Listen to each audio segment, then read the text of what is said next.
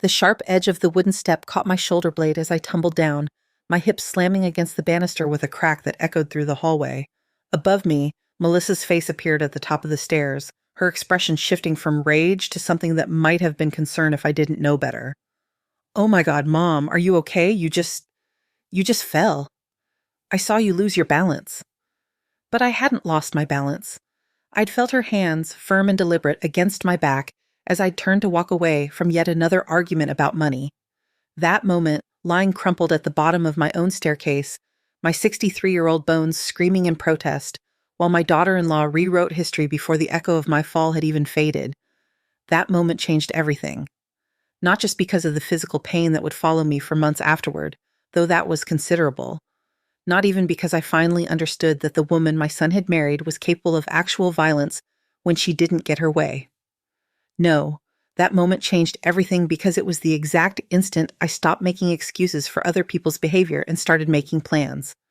My name is Dorothy Westfield, and I've spent the better part of 4 decades believing that family loyalty meant absorbing whatever treatment family members chose to dish out.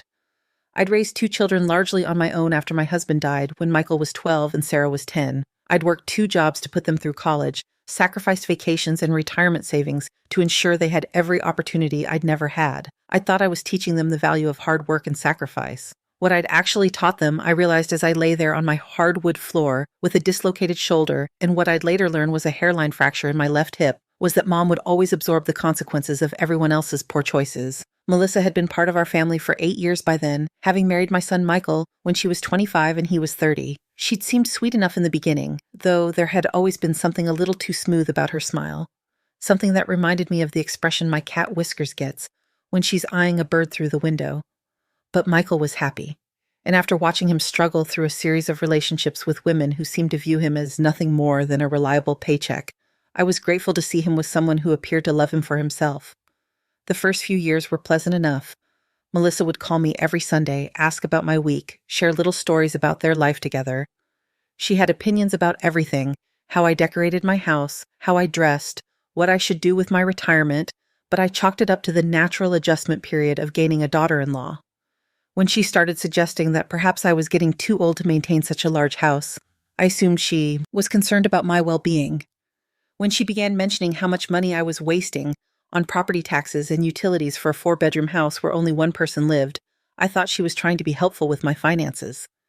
It was around year 3 of their marriage when the suggestions became more pointed.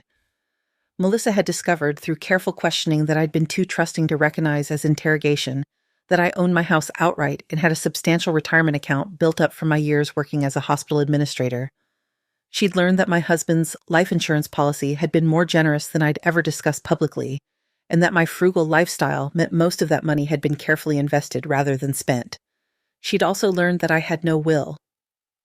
"Mom, you really need to think about what happens to all of this when you're gone," she'd said one Sunday afternoon as we sat in my living room, her perfectly manicured finger gesturing vaguely at the home I'd spent 25 years making beautiful.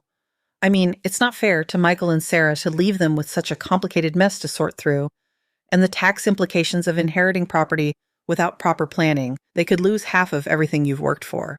She spoke with such apparent concern, such genuine worry about my children's future financial burden, that I'd actually thanked her for bringing it up. "You're right, Melissa. I suppose I've been putting it off because thinking about dying isn't exactly pleasant. But you're absolutely right. I need to get my affairs in order." What followed was months of increasingly intense conversations about estate planning. Melissa had researched everything, it seemed. She knew about tax shelters and trust funds, about the benefits of transferring property before death to avoid probate. She had pamphlets from financial advisors and printouts of articles about estate planning strategies. She'd even found a lawyer who specialized in elder law and had made an appointment for me. "The thing is, Mom," she'd explained as we drove to that first appointment, "the best way to protect your assets is to transfer ownership while you're still alive. That way Michael and Sarah, can help you manage everything, and when the time comes, there won't be any tax complications or legal delays." The lawyer she'd found was a young man named Brad something or other, operating out of a strip mall office that had clearly seen better days. He'd explained the benefits of transferring my house into a family trust with myself as the primary beneficiary and Michael and Melissa as the trustees. This way, Mrs. Westfield, you maintain full use of your home for the rest of your life, but legally, the property belongs to the trust. No probate, no inheritance taxes, no complications for your children. It had sounded reasonable. More than reasonable, it had sounded responsible, the kind of forward-thinking decision a good mother would make to protect her children's inheritance. So I'd signed the papers, transferred the deed, and congratulated myself on being proactive about my family's financial future. The changes started small. Melissa began referring to our house when talking to her friends, though she was always careful to call it your house when speaking directly to me. She started having opinions about my decorating choices that carried more weight somehow, as if she had some authority she hadn't possessed before. When I'd mentioned wanting to repaint the kitchen, she'd frowned and said, "I don't think that's a good use of money right now, Mom. Maybe we should wait and see what the budget looks like next year." My budget for my kitchen, in the house I'd lived in for 25 years. But the most significant change was in Michael. My son, who had always been respectful and considerate, began treating me less like his mother and more like an elderly relative who needed managing. When I'd express frustration with Melissa's increasingly controlling behavior, he'd sigh and say things like, "Mom, you know Melissa only wants what's best for everyone. She's got a business degree, and you have to admit that finances have never been your strongest area." This was particularly galling because finances had absolutely been my strongest area. I'd managed a hospital department budget of over $3 million annually for 15 years. I'd taken a modest life insurance payout and grown it into a retirement fund that would keep me comfortable for the rest of my life. I'd paid off my mortgage early, put 2 children through college without taking on debt, and maintained a credit score that financial advisors described as exceptional. But somehow signing over my house deed had transformed me, in my son's eyes, from a competent adult into someone who needed financial guardianship. The psychological shift was subtle but persistent. Melissa would make decisions about household repairs without consulting me, then present me with bills to pay.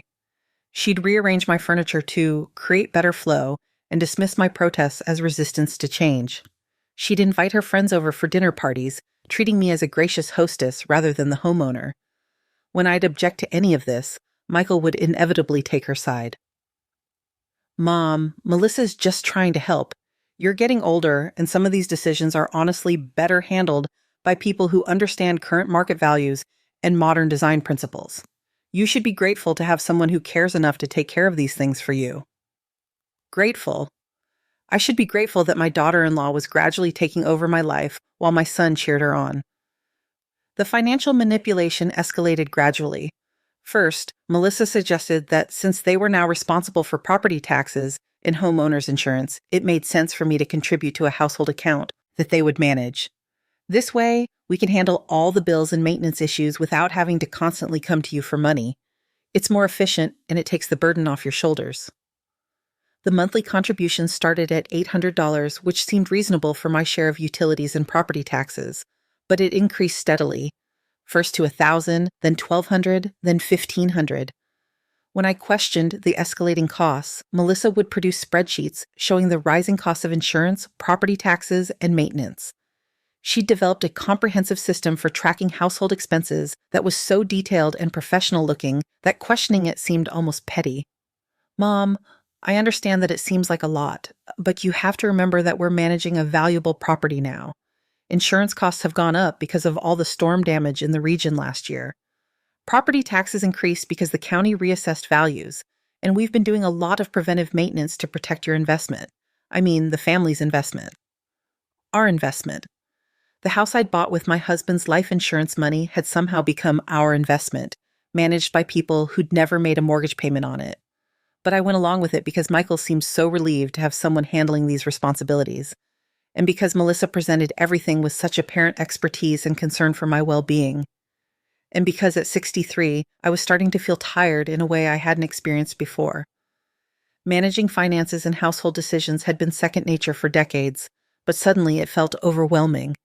Having someone else handle the details was seductive, even if that someone was gradually taking over my entire life. The real red flag should have been the refinancing. Melissa had presented it as a smart financial move that would provide liquidity for home improvements and emergency expenses. "Interest rates are at historic lows, Mom, and this house has appreciated so much in value since you bought it. We can take out a modest mortgage, just $150,000, and invest that money in higher yield accounts. It's basically free money. A $150,000 mortgage on a house I'd owned free and clear, on a house that was now technically owned by a trust controlled by my son and daughter-in-law. The loan was structured as a home equity line of credit, with payments that seemed manageable at first, but included variable interest rates that could increase over time. The best part, Melissa had explained, is that the trust qualifies for better lending terms than individual borrowers.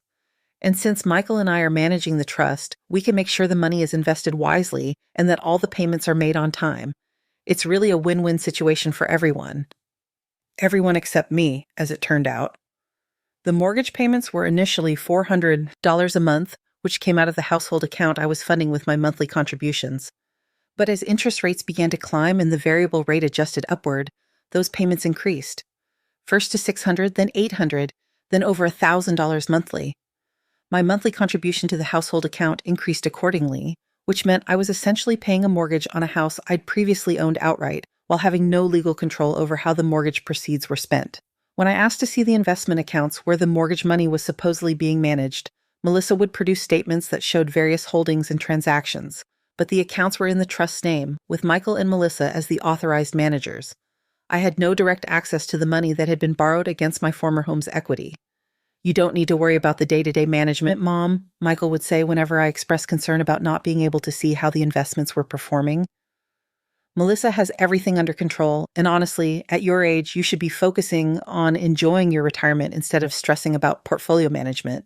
At my age, 63, as if I were some doddering elderly woman instead of someone who'd managed complex financial responsibilities for decades." The breaking point came during a conversation about long-term care insurance. Melissa had been researching policies and had found one that would cover assisted living costs if I ever needed that level of care. "The premiums are substantial," she'd admitted, "but given your family history of longevity, it's really a necessary investment. The problem is that the monthly premiums would be almost as much as you're currently contributing to the household account. Almost as much." The long-term care premiums she'd found were $1,400 monthly, which meant my current household contributions had reached that level, $1,400 a month to live in a house I'd previously owned, paying a mortgage I'd never agreed to, on money I had no control over. "So here's what I'm thinking," Melissa had continued, her tone bright and helpful as always. "Instead of adding the insurance premiums on top of your current contributions, what if we increased your monthly payment to cover both the household expenses and the long-term care insurance? It would be about $2,500 a month total, but think about the peace of mind you'll have knowing that your future care needs are covered. $2,500 a month to live in my own home." That was the moment I started asking questions. Real questions, not the polite inquiries I'd been making for months. I'd asked to see the actual household budget, not just the summary sheets Melissa usually provided. I'd asked for documentation of the home improvements that were supposedly being funded by the mortgage proceeds. I'd asked to review the trust documents I'd signed years earlier because I was starting to suspect I hadn't understood their full implications. And that was when Melissa's sweet demeanor began showing cracks. "Mom, I understand that you're feeling anxious about these financial decisions, but you have to trust that Michael and I have your best interests at heart. We've been managing everything beautifully for years now, and questioning every decision is honestly a little hurtful after all the work we've put into taking care of these responsibilities for you." Hurtful? My desire to understand how my money was being spent was hurtful to the woman who was spending it, but Michael supported her completely. "Mom, Melissa has been incredible about managing all of this. She saved you from having to deal with contractors and insurance companies and investment advisors. She's protected you from all the stress and complicated decision-making that comes with property ownership. I don't understand why you're suddenly acting like she's done something wrong. Protected me from property ownership. Of my own property." The arguments escalated over several weeks. I'd ask questions Melissa would deflect with hurt feelings and accusations that I didn't trust her judgment, and Michael would side with his wife while treating me like an unreasonable elderly woman who was causing problems for no good reason. The more I pressed for documentation and explanations, the more they treated me like I was becoming paranoid and difficult. "Maybe we should consider whether you're really capable of understanding these financial complexities anymore, Mom," Michael had said during one particularly frustrating conversation. "I mean, you're asking questions about things you signed off on years ago, acting like you've never seen documents you approved yourself. It's honestly a little concerning." Concerning. My desire to review documents I'd signed years earlier at their suggestion was concerning evidence of cognitive decline. That was when I decided to get my own lawyer. I'd chosen someone Melissa and Michael didn't know, a woman named Patricia Hendricks who specialized in elder law and had been practicing for over 20 years. I'd made the appointment without telling them, driven to her office in the downtown professional district, and brought every document I could find related to the trust, the mortgage, and the financial arrangements that had somehow transformed me from a homeowner into a tenant. Patricia had reviewed everything with the kind of careful attention I remembered from my own professional days, making notes and asking clarifying questions that demonstrated she understood exactly what had happened. When she'd finished reading, she'd looked at me with an expression of carefully controlled anger. "Mrs. Westfield, I need to ask you some direct questions, and I need you to answer them as honestly as possible. Did you understand when you signed these trust documents that you were giving up all legal ownership of your home?" I'd admitted that I hadn't fully grasped the implications, that I'd trusted my son and daughter-in-law's explanations about protecting my assets and avoiding inheritance taxes. "Did you understand that the mortgage they took out against your home's equity would make you responsible for monthly payments on a property you no longer legally own?" No, I hadn't understood that either. "Did you realize that by structuring the trust this way, they have legal authority to sell your home at any time without your consent?" That question hit me like ice water. They can sell my house? According to these documents, yes. The trustees, your son and daughter-in-law, have full authority to make all decisions regarding the property, including the decision to sell. You have the right to live there as long as you meet your financial obligations, but if you default on those obligations, or if the trustees determine that selling is in the trust's best interest, they can proceed with a sale. The room had seemed to tilt around me. So I'm essentially renting my own house from my son and daughter-in-law, and if I can't afford the rent, they can sell it out from under me? That's a crude but essentially accurate summary, yes. Patricia had explained that the arrangements weren't necessarily fraudulent. Elder law attorneys did sometimes recommend similar structures for legitimate estate planning purposes, but the way this particular trust had been structured, combined with the mortgage and the escalating monthly payments, created a situation where I could easily be forced out of my home if I couldn't maintain the ever-increasing financial contributions. The concerning thing, Mrs. Westfield, is the mortgage amount and how it's being managed. $150,000 is substantial equity to extract from a home, and based on these investment statements, I'm not seeing returns that would justify the borrowing costs. In fact, some of these investments appear to have performed quite poorly. She'd pointed to several entries in the portfolio statements that showed significant losses in high-risk investments. Tech stocks that had plummeted, cryptocurrency investments that had lost most of their value, speculative funds that had been dissolved after poor performance. It appears that the mortgage proceeds were invested quite aggressively without much regard for capital preservation. That's unusual for someone your age, and it's particularly concerning given that you're the one ultimately responsible for the mortgage payments. The full picture was becoming clear, and it was uglier than I'd imagined. My son and daughter-in-law had convinced me to sign over my home to a trust they controlled, taken out a substantial mortgage against the equity I'd built up over 25 years, invested that money in high-risk ventures that had largely failed, and structured everything so that I was responsible for making increasingly expensive mortgage payments on a house I no longer owned, while having no control over how the borrowed money was managed. "What are my options?" I'd asked Patricia. "That depends on what you want to achieve. If your goal is to regain control of your home and finances, there are legal avenues we can pursue. But you need to understand that this will likely involve significant conflict with your family." Significant conflict with the son I'd sacrificed everything to raise and support, and the daughter-in-law I'd welcomed into our family with open arms. But sitting in that law office, reviewing the documents that had gradually stripped away my financial independence, while I'd believed I was being responsible about estate planning, I realized that significant conflict was already underway. It had been waged against me for years, so subtly and with such apparent concern for my well-being that I hadn't recognized it as warfare. Patricia had recommended that we start by demanding full financial disclosure from the trust managers, my son and daughter-in-law. We needed complete documentation of how the mortgage proceeds had been invested, detailed accounting of all trust expenses, and clarification of exactly how my monthly contributions were being used. If they refused to provide that information, or if the financial records revealed mismanagement or self-dealing, we would have grounds for legal action to remove them as trustees, or potentially dissolve the trust entirely. The challenge, Patricia had warned, is that these processes can take time, and during that time, you're still obligated to make the mortgage payments. If you stop paying, they could potentially use that as grounds for selling the property.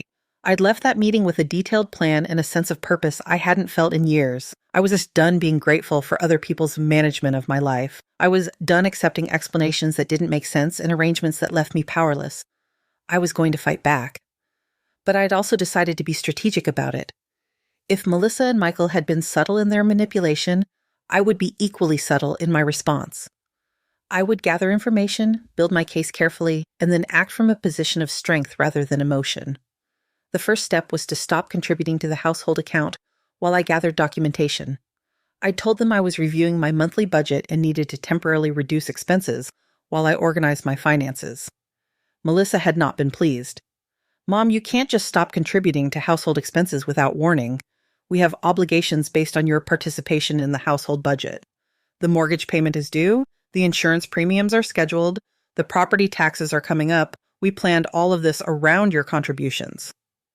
"Then, perhaps," I'd said with a calm I didn't entirely feel, "you should provide me with detailed documentation of exactly how my contributions are being used so I can better understand our household financial obligations." The argument that followed was illuminating. Melissa had accused me of not trusting her management, of being ungrateful for everything she'd done to take care of my responsibilities, of causing problems for Michael by questioning arrangements that had been working well for everyone. Michael had supported her completely, treating my requests for financial transparency as unreasonable and hurtful. "Mom, we're not your employees. We're your family. The fact that you're demanding receipts and documentation like we're some kind of contractors is honestly insulting." Insulting. My desire to understand how my money was being spent was insulting to the people who were spending it. But I'd held firm. No documentation, no contributions. And I'd informed them that I'd consulted with a lawyer about reviewing the trust arrangements to ensure everything was being handled properly. That was when things had turned nasty. "You did what?" Melissa's voice had gone shrill, her carefully maintained composure cracking for the first time in years. "You hired a lawyer to investigate us? After everything we've done for you, after all the stress and work we've taken on to manage your affairs, you're treating us like criminals?" Michael had been equally angry, but his anger carried a cold disappointment that was somehow worse than Melissa's hysteria. "Mom, I'm honestly shocked. We've been handling everything exactly the way you asked us to, following the estate plan you wanted to put in place, and now you're acting like we've stolen from you or something. It's like you don't even remember signing these documents or asking us to take care of these responsibilities." There it was again, the suggestion that my memory or judgment was compromised, that my concerns were symptoms of cognitive decline rather than legitimate questions about my financial situation. The confrontations continued for days. Melissa would corner me in the kitchen or living room, sometimes crying, sometimes angry, always insisting that I was being unfair and hurtful. She'd remind me of everything she'd done for me, every problem she'd solved, every burden she'd taken off my shoulders. She'd talk about how much she loved me, how she'd always thought of me as her real mother, how devastated she was that I could think she would ever do anything to hurt me. Michael would approach from a different angle, expressing concern about my mental state and suggesting that hiring a lawyer was evidence that I wasn't thinking clearly. He'd recommend that I consider having a medical evaluation to rule out early-stage dementia or other cognitive issues that might be causing paranoia about family members. The gaslighting was sophisticated and relentless. Every conversation was designed to make me question my own perceptions, to feel guilty for not trusting people who claimed to love me, to wonder whether my concerns were reasonable or symptoms of some kind of psychological decline. But I held firm. Patricia had warned me that this would happen, that families often respond to legal challenges with emotional manipulation designed to get the challenger to back down. She'd coached me on how to stay focused on the facts rather than getting drawn into debates about feelings and intentions. The breakthrough came when I'd asked Patricia to have a forensic accountant review the investment statements and trust financial records. What we'd discovered was worse than either of us had expected. The mortgage proceeds, my $150,000 in home equity, had not been conservatively invested as promised. Instead, Melissa had used the money for increasingly risky investments, including cryptocurrency speculation, high-risk tech stocks, and something called Forex trading that had lost over $60,000 in just 8 months. But more damaging than the bad investments was the evidence of what appeared to be personal use of trust funds. There were payments to credit card companies for accounts that weren't associated with household expenses, There were transfers to personal checking accounts that couldn't be explained by legitimate trust expenses. There were payments for luxury items, vacation expenses, and home improvements to a property that wasn't part of the trust. Michael and Melissa had been using my house as collateral to fund their personal lifestyle while making me pay the mortgage on my own former home. The forensic accountant had calculated that approximately $90,000 of the mortgage proceeds could not be accounted for through legitimate trust investments or expenses. $90,000 that had essentially been stolen from my home equity and used for my son and daughter-in-law's personal benefit. Patricia had used this information to prepare a comprehensive legal challenge that would seek to remove Michael and Melissa as trustees, void the trust arrangement entirely, and potentially pursue criminal charges for elder financial abuse. But before we'd filed anything, she'd recommended one final attempt to resolve things privately. Sometimes she'd explained, when people realize that their financial improprieties have been discovered and documented, they become much more cooperative about making things right. It's less expensive for everyone if we can reach a settlement without going to court. So I'd arranged a family meeting. I told Michael and Melissa that I had some concerns about the trust arrangements that I wanted to discuss, and that I hoped we could work together to resolve any misunderstandings. I'd suggested we meet in the living room on a Saturday afternoon when we'd have privacy and time to talk through everything calmly. They'd both agreed, though I could sense their nervousness. Melissa had been particularly agitated in the days leading up to the meeting, alternating between excessive sweetness, bringing me tea, offering to cook my favorite meals, reminiscing about happy family memories, and sharp comments about my increasingly suspicious and ungrateful attitude. The meeting was scheduled for 2 o'clock on a Saturday afternoon in early October. I'd spent the morning reviewing my documentation one more time, making sure I had copies of everything Patricia and the forensic accountant had prepared. I'd felt nervous but determined, like an actor preparing for opening night of a play they'd rehearsed extensively. Melissa had arrived first, carrying a folder of her own documents and wearing the kind of tight smile that never quite reached her eyes. Michael had come in a few minutes later, looking uncomfortable and avoiding eye contact. They'd settled on the couch across from my chair, sitting closer together than they normally did, presenting a united front. "So, Mom," Michael had started, "Melissa and I have been talking, and we want you to know that we understand you're feeling anxious about the financial arrangements. We're prepared to provide additional documentation and maybe adjust some of the monthly contribution amounts if that would help you feel more comfortable. Additional documentation, as if the problem were that I didn't have enough paperwork rather than that the paperwork I'd already seen revealed financial mismanagement and possible theft." "That's very generous of you," I'd replied, keeping my voice level and calm. "But actually, I've had a forensic accountant review the trust records and investment statements you've provided, and there are some significant discrepancies that need to be addressed." The color had drained from Melissa's face so quickly I thought she might faint. Michael had gone rigid, his jaw clenching in the way it had when he was a teenager being confronted about some misbehavior. "You had an accountant investigate our financial management?" Melissa's voice was barely above a whisper. "I had an accountant review the trust records to ensure everything was being handled properly," I'd corrected. "And unfortunately, there appear to be some serious problems." What followed was the most uncomfortable conversation I'd ever had with my son. I'd presented the accountant's findings methodically, explaining each discrepancy and asking for clarification. The cryptocurrency losses, the high-risk investments that had failed spectacularly, the unexplained transfers to personal accounts, the payments for expenses that had nothing to do with trust management or household costs. Michael had tried to defend their decisions by claiming that all the investments had been made with my best interests in mind, that markets were unpredictable, that some losses were inevitable in any investment strategy, but he'd had no explanation for the personal expenditures or the transfers to accounts that weren't associated with trust business. Melissa had alternated between tearful apologies and angry accusations. She'd admitted that some of the investment choices had been overly aggressive, but insisted that she'd only been trying to maximize returns for my benefit. She'd claimed that any personal expenditures had been accidental, the result of confusion about which accounts should be used for which expenses. "I've been managing so many different financial obligations," she'd sobbed, "and sometimes I would pay for something from the wrong account by mistake. But I always intended to transfer the money back once I realized the error. Always intended, but somehow had never actually done it." The conversation had continued for over an hour, with Michael and Melissa providing increasingly desperate explanations for financial decisions that couldn't reasonably be explained as mistakes or good faith attempts to manage my assets.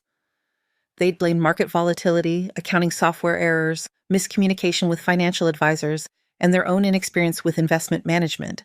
But they'd had no explanation for why I hadn't been informed about the losses as they occurred, why I hadn't been consulted about high-risk investment strategies, or why they'd been systematically increasing my monthly contributions while the trust assets were declining in value. Finally, I'd presented the solution Patricia had helped me prepare. "Here's what's going to happen," I'd said, pulling out the legal documents she'd drafted. "You have two options.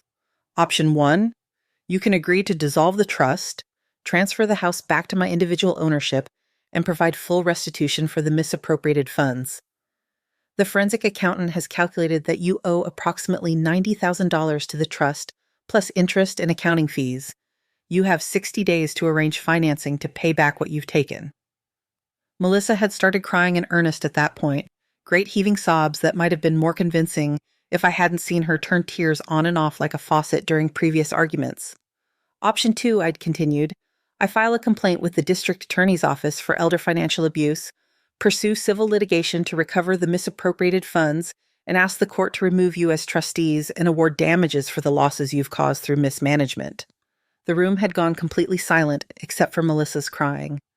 "Mom," Michael had said finally, his voice strained and careful, "I think you're overreacting to what are essentially accounting discrepancies and some unfortunate investment outcomes. Nobody has stolen anything from you. We've been managing your affairs exactly the way we thought you wanted, and if some of the results haven't been what we hoped, that's not the same thing as wrongdoing. Overreacting. Managing my affairs the way they thought I wanted, as if I were some kind of incompetent person whose actual wishes were irrelevant." "Michael," I'd replied, "I have documentation showing that $90,000 of trust money was used for purposes that had nothing to do with my care or the management of my assets. That's not an accounting discrepancy, that's theft." The word had hung in the air like a challenge. Melissa's crying had stopped abruptly, and she'd looked at me with an expression I'd never seen before, pure, undisguised hatred. "How dare you?" she'd hissed. "How dare you sit there and accuse us of stealing from you after everything we've done? We've sacrificed our own financial security to take care of your responsibilities.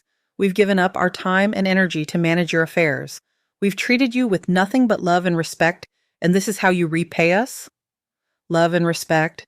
Taking out a mortgage on my home without my knowledge was love and respect. Using the proceeds for personal expenses was love and respect. Lying to me about investment performance while systematically increasing the monthly payments I was required to make was love and respect. "Melissa," I'd said, my voice steady despite the anger building in my chest, "you convinced me to sign over my home to a trust you control, took out a $150,000 mortgage against my equity, lost or stole $90,000 of that money, and have been making me pay increasing monthly amounts to live in my own house. That's not love and respect. That's financial elder abuse." That was when she'd snapped. "You ungrateful, selfish old woman." The mask had finally come off completely, revealing the contempt that had been lurking beneath years of sweet manipulation. "Do you have any idea what we've given up to take care of you?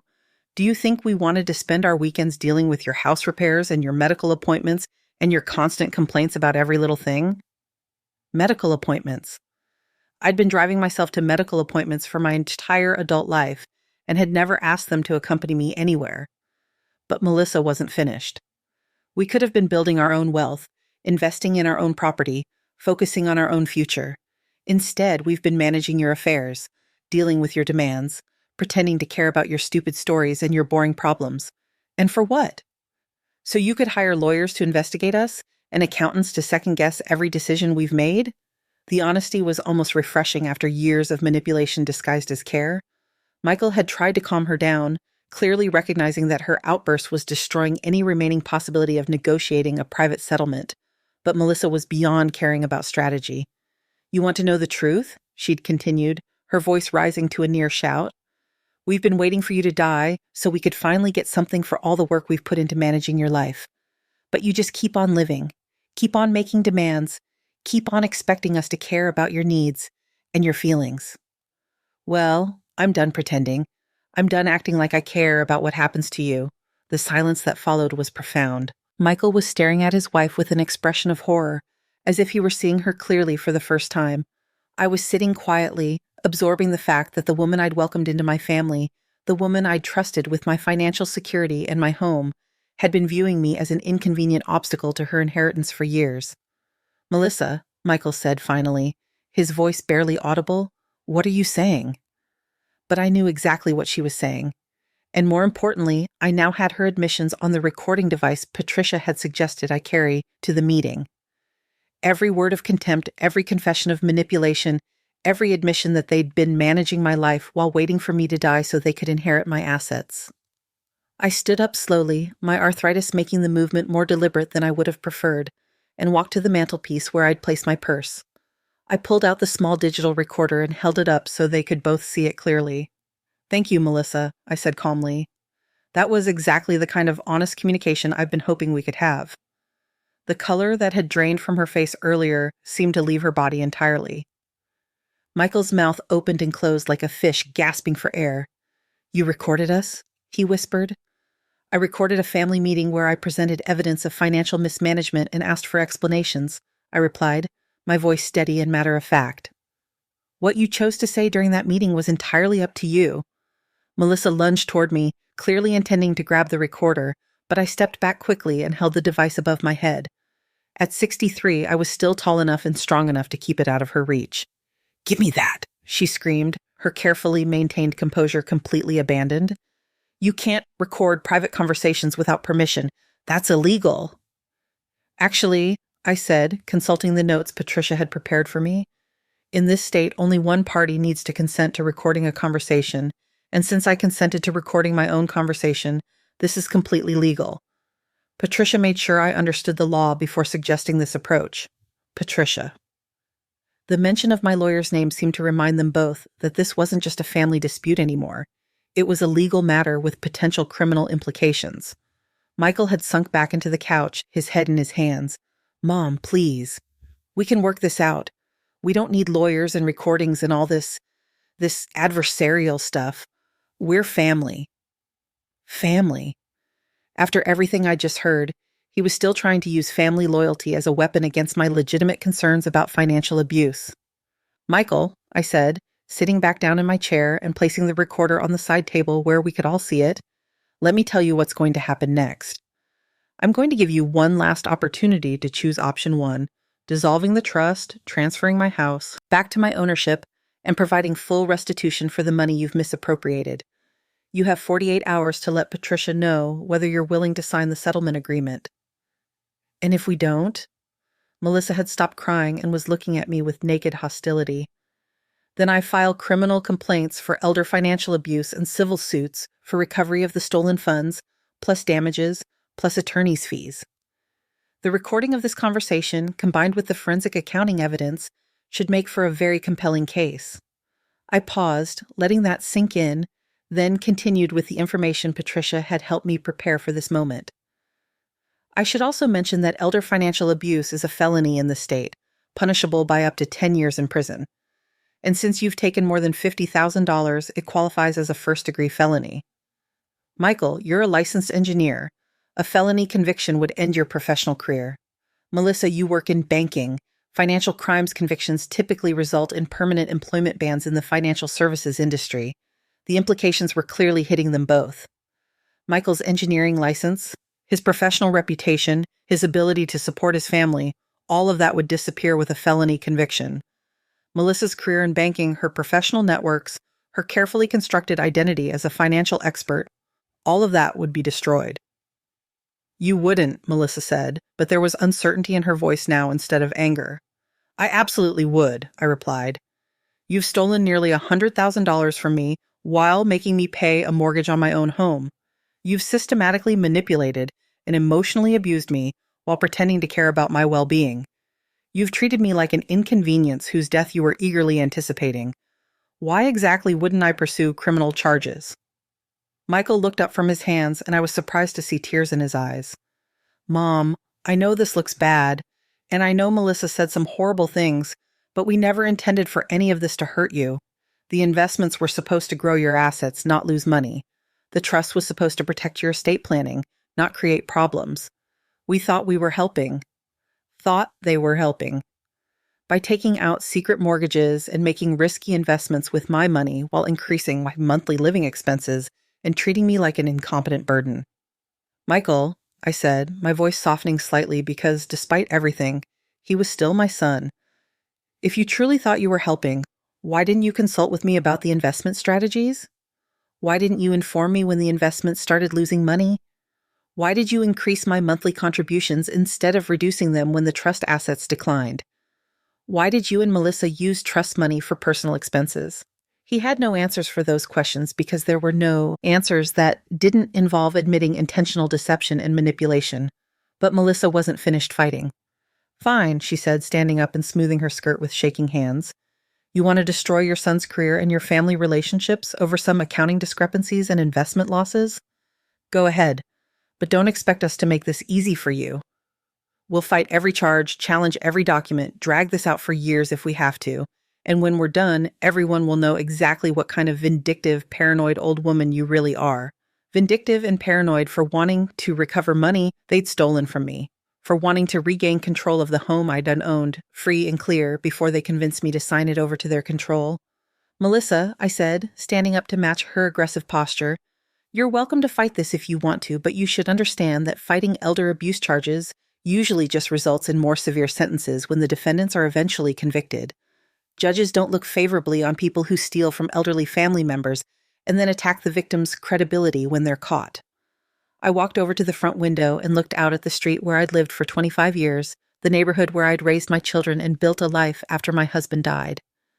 You should also understand that I have Patricia's full support, unlimited resources to pursue this case, and absolutely nothing to lose. I'm 63 years old, I have no dependent children, and I've already lost my relationship with my son and daughter-in-law. What exactly do you think you can threaten me with? The question hung in the air because we all knew the answer. They had nothing left to threaten me with. I'd already lost my family relationships when I'd discovered the extent of their betrayal. I'd already lost my financial security when they'd mortgaged my home and lost most of the proceeds through bad investments. I'd already lost my trust in my son's love and respect when he'd sided with his wife's manipulation over his mother's legitimate concerns. They had taken everything they could take from me except my determination to fight back. Michael tried one more approach. Mom, even if you're right about everything, even if we've made mistakes and bad decisions, do you really want to destroy your own son's life over this? I'm your child. Doesn't that mean anything to you? My child. The little boy I'd held when he had nightmares, the teenager I'd supported through his awkward years, the young man I'd put through engineering school by working 2 jobs and sacrificing my own comfort. Michael, I said, my voice heavy with a grief I was only beginning to process. You stopped being my child when you decided that managing my finances was more important than respecting my autonomy. You stopped being my child when you chose to support your wife's manipulation instead of protecting your mother from financial abuse. You stopped being my child when you started treating me like an incompetent burden whose death would solve your problems. I turned away from the window and looked at both of them. My son with his guilty, desperate expression and his wife with her barely contained rage. I spent 30 years putting your needs ahead of my own. I sacrificed my career advancement, my social life, my financial security, and my personal happiness to make sure you had every opportunity I never had. I thought I was raising a man who would protect and respect the people who loved him. Instead, I raised someone who would exploit and manipulate his own mother for financial gain. The words came out harder and more bitter than I'd intended, but they were true. Every sacrifice I'd made, every choice I'd put off, every dream I'd deferred, it had all been for Michael. And he'd repaid that devotion by stealing from me while making me feel grateful for the theft. You have 48 hours to decide whether you want to resolve this privately or publicly, I said, walking to the front door and opening it. Patricia will be expecting your call by Monday afternoon. They left without another word, Melissa's heels clicking angrily on the hardwood floors as she stormed out, Michael following with his shoulders slumped in defeat.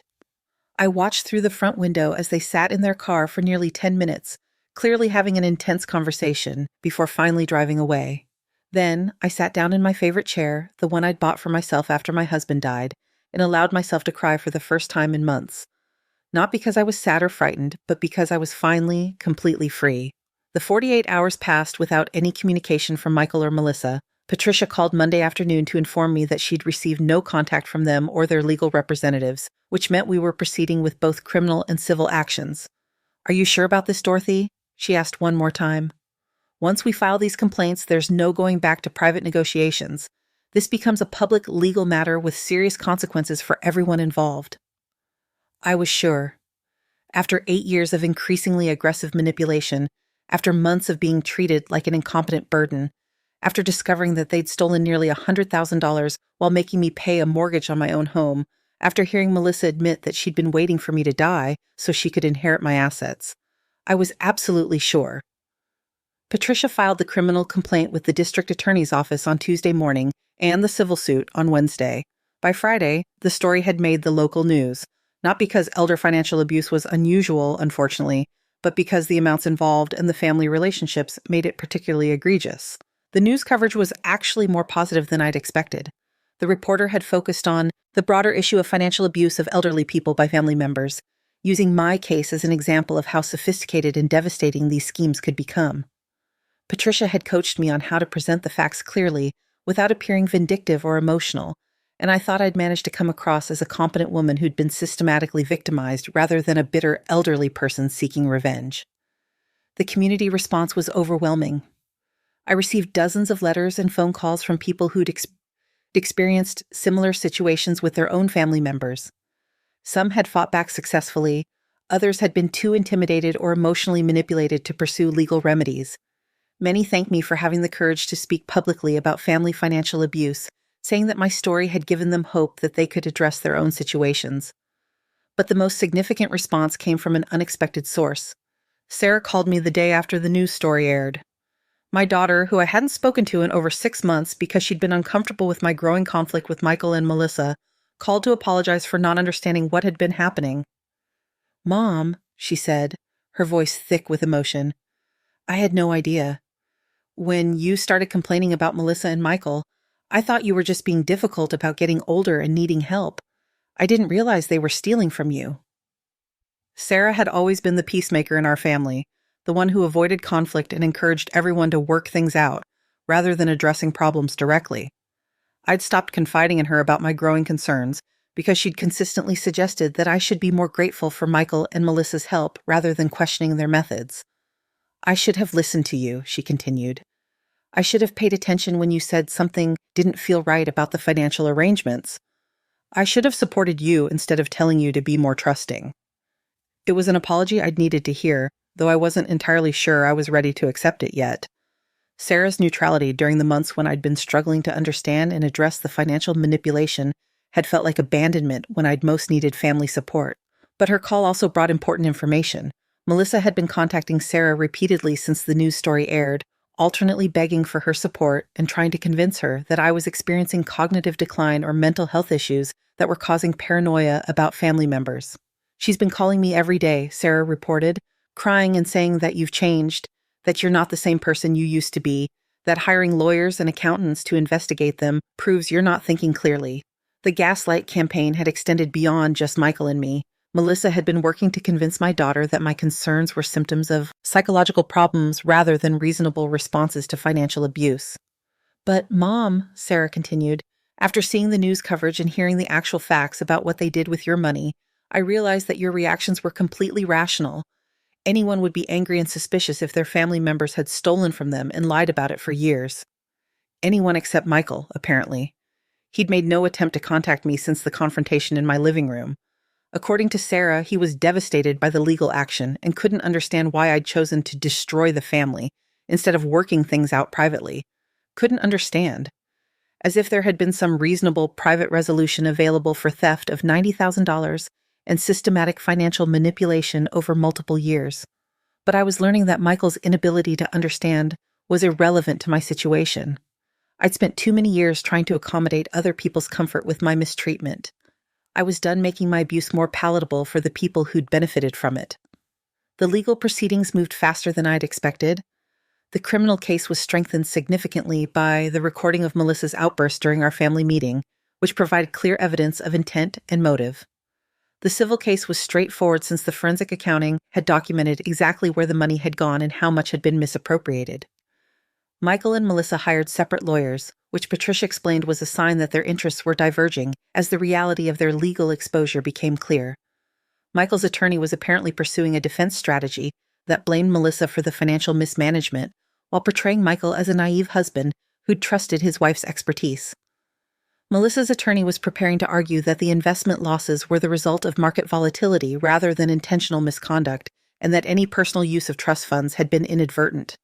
Neither defense strategy was particularly convincing given the evidence, but Patricia warned me that both cases could take months or even years to resolve fully. The good news, she explained, is that we don't need to wait for the criminal case to conclude before addressing the trust issue. Since they're both facing felony charges, we can petition the court to remove them as trustees immediately and either dissolve the trust or appoint an independent trustee to manage it. We'd filed that motion within 2 weeks of the original criminal complaint, asking the court to immediately transfer my home back to my individual ownership and freeze any remaining trust assets until the legal proceedings were resolved. The hearing was scheduled for early December, giving me 2 months to prepare for what would likely be my final direct confrontation with Michael and Melissa in a legal setting. But before that hearing could take place, something unexpected happened. I was gardening in my backyard on a Saturday morning in November when I heard voices from the front of the house. Raised voices, actually. Someone was shouting, and it sounded like Melissa. I walked around the side of the house to see what was happening and found her standing on my front porch, pounding on the door and yelling for me to come outside and stop hiding. She was clearly distraught, her usually perfect appearance disheveled, and her voice hoarse from shouting. When she saw me coming around the corner, she whirled around and started walking toward me with an aggressive stride that made me instinctively step backward. "You've destroyed everything, Wojciech. Everything," she screamed, her face flushed and her hands clenched into fists. "Everything we worked for, everything we built, everything we sacrificed. You've destroyed all of it because you couldn't just be grateful for the help we gave you." Grateful again. Even facing felony charges and professional ruin, she was still insisting that I should have been grateful for their theft and manipulation. "Melissa," I said, trying to keep my voice calm despite the fact that my heart was pounding. "You need to leave my property immediately. If you have something to discuss, you can contact Patricia or speak to me through the legal proceedings." "Legal proceedings," she laughed, a harsh sound that was more like a bark. "Do you know what your precious legal proceedings have cost us?" "Michael's been suspended from his job pending the outcome of the criminal case. I've been terminated from the bank. Our mortgage company is starting foreclosure proceedings because we can't make the payments without our salaries. We're losing everything, and for what? Because you got paranoid about some investment losses and decided to hire lawyers instead of talking to your family?" The foreclosure detail caught my attention.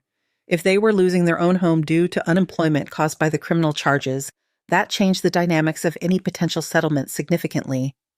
But more immediately concerning was Melissa's increasingly aggressive behavior. She'd moved closer as she talked, backing me up against the side of my house, and her body language was becoming more threatening. "You could stop this right now," she continued, her voice dropping to an urgent whisper. "You could call Patricia and drop the charges. Tell the prosecutor you made a mistake, that you misunderstood the financial arrangements. Say you were confused about the trust documents and the investment strategies. Everyone would understand. Elder confusion is a real thing, and nobody would blame you for getting overwhelmed by complex financial matters." Elder confusion. Even in her desperation, she was still trying to gaslight me into believing that my legitimate concerns were symptoms of cognitive decline. "Melissa," I said, my back literally against the wall but my voice steady, "I'm not dropping the charges. You and Michael stole nearly $100,000 from me while making me pay a mortgage on my own home. That's not elder confusion. That's elder financial abuse, and it's a serious crime." That was when she snapped completely. "You stupid, selfish old woman," she screamed, raising her hands above her head in a gesture that looked dangerously like she was preparing to strike me. "You're going to destroy your son's entire life because you can't handle the fact that you're not competent enough to manage your own affairs anymore." I tried to step sideways to get away from her, but she moved to block my path, clearly intending to keep me cornered until she'd said whatever she'd come to say. "Get out of my way, Melissa," I said, my voice carrying more authority than I'd felt in years. "I'm going inside, and you're leaving my property." "No." She grabbed my arm with both hands, her fingernails digging into my sweater. "You're going to listen to me. You're going to understand what you've done to this family." I pulled my arm away from her grip, but she immediately grabbed for me again, this time catching the front of my cardigan and twisting the fabric in her fists. "Let go of me, Isaye," I said firmly, trying to break free without escalating the physical confrontation. But Melissa was beyond rational behavior. "You're not going anywhere until you agree to fix what you've broken," she shrieked, pushing me backward against the wall with enough force that my head struck the siding. That was when my neighbor Mrs. Patterson appeared at the fence between our properties, clearly alarmed by the shouting and commotion. "Dorothy," she called out, "are you all right?" The distraction was enough for me to break free from Melissa's grip and step away from the wall, but she immediately moved toward me again, her hands raised and her face contorted with rage. "Mind your own business, Risha. Don't they?" she shouted at Mrs. Patterson. "This is a private family matter." But Mrs. Patterson, bless her, was already dialing 911 on her cell phone. "I'm calling the police," she announced loudly. "This woman is assaulting you, Dorothy." Assault. The word seemed to register with Melissa, and for a moment she hesitated. But then her fury returned and she lunged toward me with both hands extended, clearly intending to push me again. I stepped backward to avoid her, but my foot caught on the uneven brick edge of the flower bed and I lost my balance. I fell backward, my arms windmilling as I tried to catch myself, but there was nothing to grab onto except empty air. The fall itself seemed to happen in slow motion. I remember seeing the ground rushing up toward me, remember thinking that this was going to hurt, remember hoping that I wouldn't hit my head on the concrete walkway. What I remember most clearly, though, was looking up as I fell and seeing Melissa's face above me, not concerned or horrified by what had happened, but satisfied. I landed hard on the brick edging of the flower bed, my left shoulder taking most of the impact, followed by my hip and the side of my rib cage. The pain was immediate and intense, sharp enough to make me gasp and bring tears to my eyes. But even through the pain, I could hear Mrs. Patterson shouting into her phone, giving my address to the 911 operator and describing what she'd witnessed. The woman pushed her. She deliberately pushed an elderly woman, and now she's just standing there. "Send an ambulance and police right now." Melissa was indeed just standing there, looking down at me with an expression that seemed more annoyed than concerned.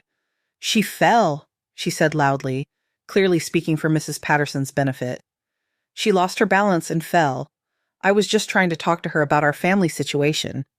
But I hadn't lost my balance until I'd stepped backward to avoid her attack, and Mrs. Patterson had seen the whole thing. The paramedics arrived first, followed closely by 2 police officers, who immediately separated Melissa from me while the medical team evaluated my injuries.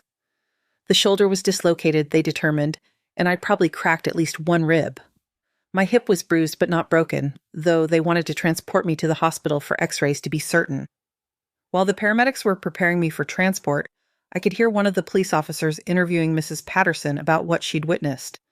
Her account was clear and detailed.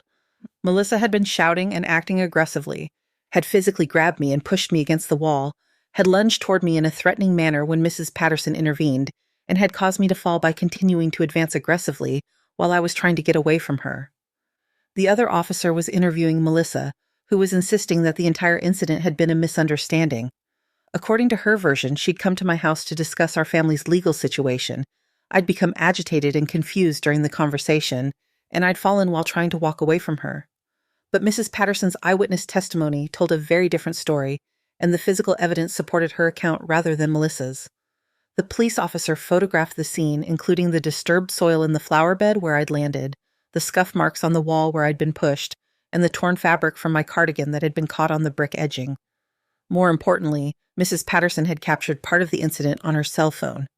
She'd started recording when she first heard the shouting, intending to document a neighborhood disturbance, and had inadvertently captured video evidence of Melissa's aggressive behavior in the moment when I'd fallen.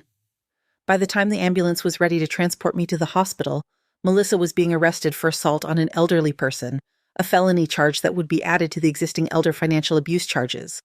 The irony wasn't lost on me as I lay on the stretcher in the back of the ambulance, my shoulder throbbing and my ribs aching with every breath. Melissa had come to my house to try to convince me to drop the criminal charges against her, and instead had provided additional evidence for a more serious criminal charge. But more than that, she'd finally revealed her true nature in front of a witness who couldn't be dismissed as a confused or vindictive elderly woman. Mrs. Patterson was 78 years old herself, sharp as a tack, and had known me as a neighbor for over a decade.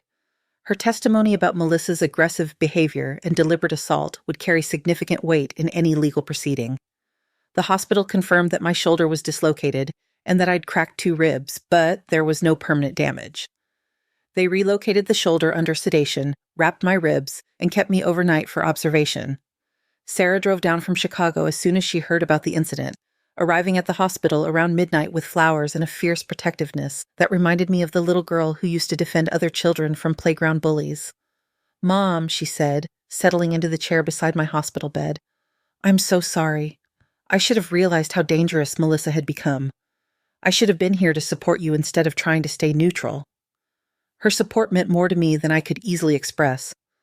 For months, I'd felt completely alone in recognizing the manipulation and abuse I'd been experiencing. Having Sarah finally understand and validate my concerns was like having a weight lifted from my chest. "The police officer said Mrs. Patterson's video is very clear," Sarah reported. "It shows Melissa grabbing you and pushing you against the wall, shows her advancing on you aggressively when you tried to get away, shows you falling backward while trying to avoid her. There's no ambiguity about what happened. No ambiguity." After months of having my perceptions questioned and my concerns dismissed as paranoia or confusion, there was finally clear, objective evidence of Melissa's true character. The assault charge changed everything about the legal proceedings. Patricia explained that judges take elder abuse cases more seriously when there's evidence of violence, particularly when the violence is perpetrated by someone in a position of trust. The combination of financial exploitation and physical assault painted a picture of systematic abuse that would likely result in significant criminal penalties and make the civil case much stronger. "More importantly for your immediate situation," Patricia explained when she visited me in the hospital, "the assault charge gives us grounds to request an emergency hearing to dissolve the trust and transfer your house back to your ownership. We can argue that leaving Michael and Melissa in control of your assets while they're facing multiple felony charges represents an ongoing threat to your safety and financial security."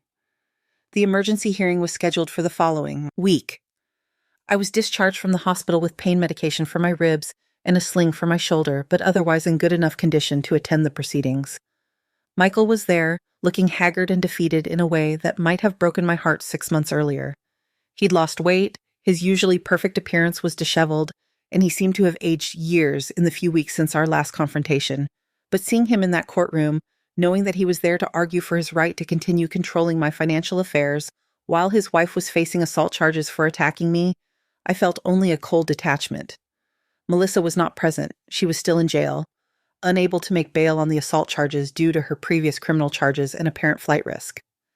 The judge reviewed the evidence methodically, the forensic accounting showing financial misappropriation, the recording of Melissa's abusive statements during our family meeting, the police report and witness statements from the assault incident, and the video evidence of Melissa's violent behavior. Michael's attorney tried to argue that the assault was an isolated incident that shouldn't reflect on Michael's fitness to serve as trustee, and that the financial discrepancies could be resolved through better record-keeping and investment oversight rather than dissolving the trust entirely. But Patricia countered with a comprehensive presentation showing the pattern of escalating abuse, the systematic nature of the financial exploitation, and the clear evidence that both trustees had used their positions to benefit themselves at my expense. "Your Honor," she concluded, "Mrs. Westfield trusted her son and daughter-in-law to protect her assets and her interests. Instead, they used that trust to steal nearly $100,000 while making her pay increasing monthly costs to live in her own home. When she discovered the theft and attempted to address it, the daughter-in-law responded with verbal abuse and ultimately physical violence. There is no reasonable argument for allowing these individuals to maintain control over Mrs. Westfield's financial affairs." The judge's decision was swift and unequivocal. The trust was dissolved immediately, with my house and all remaining assets transferred back to my individual ownership. Michael was removed as trustee, and the court appointed an independent administrator to oversee the transfer of assets and ensure that no additional funds were misappropriated during the transition. More significantly, the judge issued a restraining order prohibiting both Michael and Melissa from contacting me or coming within 500 yards of my home. The order would remain in effect until the resolution of all criminal and civil proceedings, and potentially longer depending on the outcomes of those cases.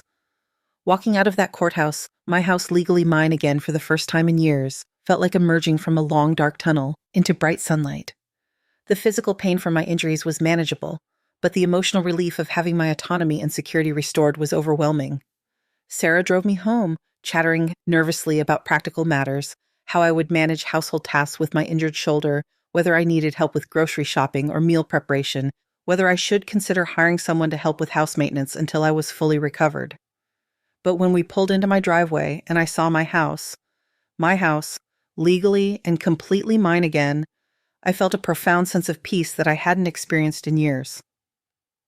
"Mom," Sarah said as we sat in the car looking at the house, "I know this has been horrible for you, and I know the legal stuff isn't over yet, but I want you to know that I'm proud of you for fighting back. A lot of people wouldn't have had the courage to challenge family members, especially when everyone was telling you that you were wrong to be concerned. Everyone. Michael, Melissa, and initially Sarah herself had all contributed to making me question my own perceptions and concerns about the financial manipulation I'd been experiencing. Sarah," I said, turning to look at my daughter, "I need you to understand something. I didn't fight back because I'm naturally brave or because I wanted to hurt Michael and Melissa. I fought back because I finally realized that allowing people to abuse me wasn't protecting family relationships. It was enabling the abuse to continue and escalate." She nodded, tears in her eyes. "I understand that now, and I understand that my trying to stay neutral wasn't really neutral at all. It was supporting their behavior by discouraging you from addressing it." That acknowledgement meant everything to me. The isolation I'd felt during the months of fighting for recognition of what was happening to me had been almost as damaging as the financial abuse itself. The legal proceedings continued for several more months, but the outcome was never really in doubt after Melissa's assault and the video evidence of her behavior. She eventually pleaded guilty to elder financial abuse and assault charges in exchange for a reduced sentence of 3 years in state prison. The plea agreement also required her to pay full restitution, the $90,000 that had been stolen, plus interest and legal costs. Michael pleaded guilty to lesser charges related to financial mismanagement and received 2 years probation, community service, and an order to contribute to the restitution payments. His engineering license was suspended for 5 years, effectively ending his career in his chosen field. The civil case was resolved through the criminal proceedings, with the restitution payments covering most of what I'd lost financially. The house was mortgage-free again once the trust was dissolved, since the mortgage had been taken out by trustees who'd exceeded their legal authority. But the most significant outcome wasn't financial. It was the restoration of my autonomy and self-respect. I spent the first few months after regaining control of my house, making it truly mine again. I repainted the kitchen in the colors I'd wanted before Melissa had decided they weren't a good use of money. I replaced furniture that had been moved or changed to suit her preferences. I reinstalled artwork and decorations that had been deemed outdated or inappropriate for the home's aesthetic flow. Most importantly, I changed all the locks. The house felt different once it was legally and practically mine again. The same rooms that had felt oppressive and controlled during the years when Michael and Melissa had gradually taken over my life now felt spacious and peaceful. I could make decisions about repairs, decorating, and household management without consulting anyone or justifying my choices to people who treated me like an incompetent dependent. I also made significant changes to my financial management, working with a new investment advisor to restructure my retirement accounts and ensure that I would never again be vulnerable to the kind of manipulation I'd experienced. Patricia helped me draft a new will and power of attorney documents with multiple safeguards against financial abuse, including requirements for court oversight if anyone ever claimed I was incompetent to manage my own affairs. The social isolation that had developed during the months of conflict with Michael and Melissa gradually resolved as well. Neighbors who had heard about the legal proceedings began reaching out, some sharing their own experiences with difficult family members, others simply offering friendship and support. I joined a support group for victims of elder financial abuse and found that sharing my story helped other people recognize and address similar situations in their own lives. Mrs. Patterson became a particularly close friend. The woman who had witnessed Melissa's assault and called 911 was a retired social worker who had spent her career advocating for vulnerable populations. She understood the dynamics of family abuse in ways that most people didn't, and she never suggested that I should feel guilty for pursuing legal action against family members who had victimized me. "Dorothy," she said one afternoon as we sat on her back porch, sharing tea and watching the birds in her garden, "I've seen too many situations where elderly people allowed themselves to be abused because they were afraid of losing the family relationships or because they felt guilty about protecting themselves. What you did, fighting back, demanding accountability, refusing to accept treatment that wasn't acceptable, that takes courage that most people don't have." Courage. I'd never thought of my actions as courageous. They'd felt necessary, driven by anger and desperation rather than bravery. But Mrs. Patterson helped me understand that courage doesn't always feel heroic in the moment. Sometimes courage is just the decision to stop accepting unacceptable treatment, even when everyone around you is telling you that your concerns are unreasonable. The hardest part, she observed, is that family members who exploit elderly relatives are usually very good at making the abuse seem like care. They convince everyone, including sometimes the victim, that their control and manipulation is actually help and protection. That insight resonated deeply with me. For years, I struggled with doubts about my own perceptions because Michael and Melissa had been so skilled at framing their exploitation as assistance. They'd made me feel ungrateful for questioning arrangements that were supposedly designed to help me, paranoid for wanting documentation of how my money was being spent, and selfish for wanting to maintain control over my own financial affairs. The psychological manipulation had been almost more damaging than the financial theft. Money could be recovered, but the months of being made to doubt my own judgment and competency had shaken my confidence in ways that took longer to heal. But heal they did.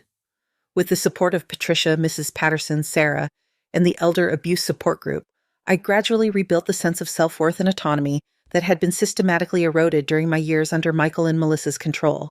6 months after the legal proceedings concluded, I made a decision that surprised everyone, including myself. I decided to sell the house. Not because I was forced to, not because I couldn't afford to maintain it, and certainly not because anyone else thought I should. I decided to sell it because I wanted to, because I realized that the house, despite being legally mine again, still carried the emotional residue of years of manipulation and control. Every room held memories of arguments about decorating choices. Every repair reminded me of decisions that had been made without my input. Every monthly bill carried echoes of the financial exploitation I'd endured. I wanted to start fresh, in a space that was entirely my own from the beginning. The house sold quickly for significantly more than I'd expected. The local real estate market had appreciated considerably during the years when I'd been focused on family financial drama, and the improvements that Michael and Melissa had made with my mortgage money, the few legitimate improvements anyway, had increased the property's value. I used the proceeds to buy a smaller but beautifully designed condominium in a senior community about 20 miles away. It was a conscious choice to be around people my own age, people who understood the challenges and opportunities of retirement without treating age as synonymous with incompetence. The community was active and engaging without being overwhelming. There were book clubs and garden committees, volunteer opportunities and social events, but also plenty of privacy and independence for people who preferred solitude. I found myself making friends more easily than I had in years, perhaps because I was no longer carrying the stress and anxiety of an abusive family situation. I also began volunteering with Patricia's law firm, helping other elderly clients understand their legal rights and options when dealing with family financial abuse. My experience, while painful, had given me insights that could help other people recognize manipulation and exploitation before it reached the level I'd endured. The work was deeply satisfying. I met with clients who were experiencing the same gaslighting and financial manipulation I'd endured, and I could help them understand that their concerns were legitimate, their suspicions were reasonable, and their desire for autonomy and transparency was completely appropriate. Mrs. Westfield, one client said to me, after I'd helped her understand that her son's control of her finances was not normal or necessary, "You've given me permission to trust my own judgment again." I thought I was being a difficult, suspicious old woman. Now I understand that I was being a competent adult who deserved to be treated with respect. Those conversations reminded me constantly of why I'd fought back against Michael and Melissa's exploitation. Not because I enjoyed conflict or wanted to punish them, but because accepting abuse, even abuse disguised as care, ultimately served no one's interests except the abuser's. A year after moving to my new home, I received an unexpected letter from Michael. He was working as a construction supervisor, having been unable to renew his engineering license. He was divorced. Melissa had filed for divorce while serving her prison sentence, apparently deciding that Michael's inability to prevent her legal consequences made him an inadequate husband. The letter was a lengthy apology that acknowledged for the first time the extent of what they had done to me. "Mom," he wrote, "I understand now that we took advantage of your trust and love in ways that were inexcusable. I understand that we made you feel like you were losing your mind when you were actually seeing the situation clearly. I understand that we treated you like a burden and an inconvenience when you deserved respect and gratitude for everything you'd sacrificed for our family." The acknowledgement was gratifying, but it came too late to restore our relationship. The man who had written that letter was not the same person who had sided with his wife's manipulation for years, dismissed my concerns as paranoia, and treated me like an incompetent dependent whose financial affairs required their management. "I don't expect forgiveness, Dulcier," The letter continued, and I don't expect you to want a relationship with me after what I've done, but I wanted you to know that I understand now, and I'm sorry. I'm sorry I failed you as a son, and I'm sorry I chose my wife's interests over protecting my mother. I read the letter several times, trying to decide how I felt about it. There was sadness, certainly, grief for the relationship we'd had before it was destroyed by greed and manipulation. There was some satisfaction in having my perceptions finally validated by the person who had most consistently dismissed them. But there was no desire to rebuild what had been broken. The son who had supported his wife's financial abuse while making me feel guilty for questioning it was not someone I could trust with my emotional well-being. The son who had treated me like an incompetent burden while benefiting from my exploited resources was not someone whose love I valued. I wrote back briefly, acknowledging his apology and wishing him well in rebuilding his life, but making it clear that I was not interested in renewed contact or relationship repair. Some damage, I'd learned, was too extensive to be worth the effort of fixing. Sarah disagreed with my decision, believing that Michael's apology represented genuine remorse and an opportunity for family healing. But Sarah hadn't lived through the daily erosion of autonomy and self-respect that I'd experienced. She hadn't endured months of being made to doubt her own perceptions while her financial security was systematically dismantled. "Mom," she said during one of our weekly phone calls, "I understand that you're hurt and angry, and you have every right to be, but Michael is still your son, and he's clearly learned from his mistakes. Don't you think family relationships are worth fighting for?" Fighting for. As if I hadn't been fighting for our family relationship by trying to address the manipulation and abuse that were destroying it. As if I hadn't spent months trying to communicate my concerns and work towards solutions before resorting to legal action. "Sarah, geek," I replied, "I spent years fighting for our family relationship. I fought by accepting treatment that was unacceptable because I didn't want to cause conflict. I fought by making excuses for behavior that was inexcusable because I wanted to preserve family harmony. I fought by suppressing my own legitimate needs and concerns because I was told that expressing them was hurtful and ungrateful." I paused, thinking about all the ways I'd compromised myself in the name of family loyalty. The family relationship died when Michael chose to support his wife's exploitation of me instead of protecting his mother from financial abuse. What you're asking me to fight for now isn't our actual relationship. It's the pretense that none of that happened, that I should forget the years of manipulation and theft and emotional abuse because he's written an apology letter. Sarah couldn't understand my position, and I couldn't make her understand it without having experienced what I'd experienced. That was okay. Her relationship with Michael could continue if she chose, but it wouldn't influence my decision to maintain appropriate boundaries with someone who had proven himself willing to exploit and manipulate me. 2 years later, I received news that Melissa had been released from prison after serving her full sentence. She'd apparently moved across the country and was working in retail, her banking career permanently ended by her felony convictions. I felt nothing when I heard the news.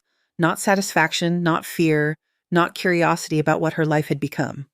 She was simply irrelevant to my current existence, a person who had briefly and destructively intersected with my life, but who no longer had any power to affect my well-being. That emotional indifference was perhaps the clear sign of how completely I'd healed from the abuse and manipulation I'd endured. The woman who had once controlled my living situation, my financial contributions, and my emotional state was now just someone I'd known once, someone who had no continuing relevance to my life or happiness. I'd built a new life that was entirely my own, financially secure, socially connected, purposeful through my volunteer work, and free from the anxiety and self-doubt that had characterized my final years under Michael and Melissa's control. My days were filled with activities I'd chosen, relationships I valued, and decisions I made without consultation or justification to anyone. I read books that interested me, traveled to places I wanted to see, spent money on things that brought me pleasure, and made choices based entirely on my own preferences and priorities. The contrast with my previous existence was striking. For years, I'd lived like a guest in my own home, deferring to other people's preferences, asking permission for decisions that were rightfully mine to make, and accepting treatment that diminished my autonomy and self-respect. Now I lived like the competent, independent adult I'd always been, but had been convinced I was no longer capable of being. The transformation hadn't been easy. Fighting back against family members who were systematically exploiting me had required emotional strength I wasn't sure I possessed. Pursuing legal remedies against people I'd loved and trusted had been one of the most difficult things I'd ever done. Accepting that some family relationships were too damaged to be worth preserving had challenged beliefs about family loyalty that I'd held for decades. But the alternative, continuing to accept abuse disguised as care, continuing to make excuses for inexcusable behavior, continuing to sacrifice my well-being for the comfort of people who were exploiting me, had ultimately been more difficult than fighting back. On quiet evenings in my condominium, sitting in the reading chair I'd chosen because I liked it rather than because someone else approved of it, looking out at the garden I'd planted with flowers I'd selected because they brought me joy, I sometimes reflected on the lesson I'd learned too late in life. Love that requires you to accept mistreatment isn't actually love at all. Family members who exploit your devotion while making you feel guilty for protecting yourself aren't acting out of family loyalty. People who claim to be helping you while systematically reducing your autonomy and control aren't actually helping. They're manipulating you for their own benefit. The real tragedy of my situation hadn't been losing my relationship with Michael and Melissa. The real tragedy had been wasting years believing that accepting their exploitation was somehow a form of family love, that questioning their manipulation was selfish and ungrateful, that protecting myself from financial abuse was a betrayal of family values. I'd learned, finally and definitively, that self-respect and family loyalty weren't mutually exclusive. In fact, allowing family members to abuse you ultimately serves no one's legitimate interests. It enables the abusers to continue their destructive behavior, it damages your own physical and emotional well-being, and it teaches everyone involved that love can be used as a weapon to justify mistreatment. True family love, the kind worth preserving and fighting for, includes respect for autonomy, honesty about financial matters, and support for each other's well-being. It doesn't require anyone to sacrifice their dignity, security, or self-respect for the comfort of others. I wished I'd understood that truth decades earlier, but learning it at 65, even through the painful experience of family betrayal and legal battles, had ultimately freed me to live the remainder of my life with authenticity and peace. My story became part of the presentations I gave to other elderly clients facing family financial abuse. I would tell them about the years of manipulation disguised as care, about the gradual erosion of autonomy disguised as helpful management, about the theft disguised as investment strategy. But I would also tell them about the moment when I decided to stop accepting unacceptable treatment, about the legal options available to protect themselves, about the profound relief and empowerment that came from reclaiming control of their own lives. It's never too late, I would tell them, to decide that you deserve to be treated with respect and dignity. It's never too late to stop making excuses for people who are exploiting your love and trust. It's never too late to fight for your own well-being. Some of them would take that advice and find the courage to challenge family members who were manipulating and exploiting them. Others would continue to accept mistreatment rather than risk family conflict. I understood both responses. It had taken me years to develop the strength to fight back, and not everyone reaches that point. But for those who did find the courage to protect themselves, the transformation was consistently remarkable. They would return months later looking years younger, speaking with confidence they'd forgotten they possessed, making decisions with clarity and purpose they'd been convinced they'd lost. They would thank me for showing them that it was possible to survive family conflict, that legal remedies existed for elder abuse, that they could rebuild their lives even after discovering that people they'd trusted had been systematically exploiting them. Those conversations reminded me constantly that my painful experience had ultimately served a purpose beyond my own recovery. By fighting back against Michael and Melissa's manipulation, by refusing to accept their version of reality, by pursuing legal remedies despite their emotional manipulation and gaslighting, I'd not only protected myself, but also created a template that other people could follow. My willingness to challenge family members who were abusing me had given other people permission to challenge their own abusive situations.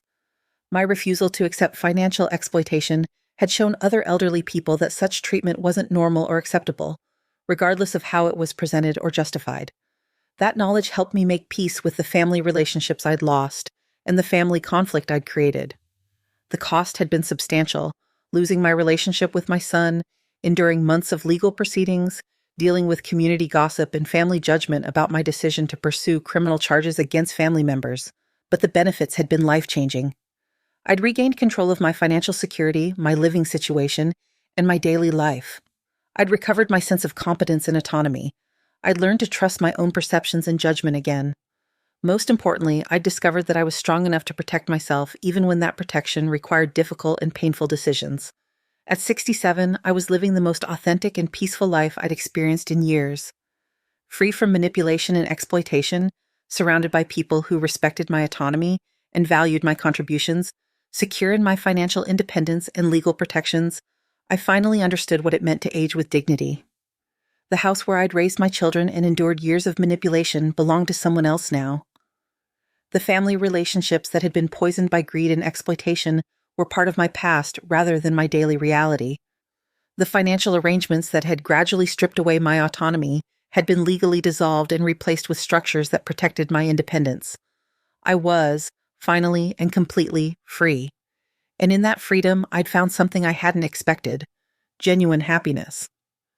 Not the carefully managed contentment I'd accepted during the years when other people controlled my life, but real joy in daily experiences, authentic satisfaction with my choices, and deep peace with my decisions. Standing in my kitchen one morning, making coffee the way I liked it, without consulting anyone about the expense or the brand or the timing, looking out at the garden I'd designed according to my own preferences, planning a day filled with activities I'd chosen because they interested me, I realized that this simple autonomy was what I'd been fighting for all along. Not revenge against Michael and Melissa, though they'd certainly faced consequences for their actions. Not punishment for their betrayal, though the legal system had held them accountable for their crimes. Not even vindication of my concerns, though I'd certainly been proven right about the manipulation and exploitation I'd endured. I'd been fighting for the right to live my own life according to my own values and preferences, the right to make my own decisions about my money, my home, and my daily existence, the right to be treated with the respect and dignity that every competent adult deserves, regardless of age. That fight had been worth every difficult moment, every painful conversation, every legal proceeding, and every family relationship it had cost me. Because at the end of it all, I'd gotten my life back, and I intended to live it fully, freely, and entirely on my own terms.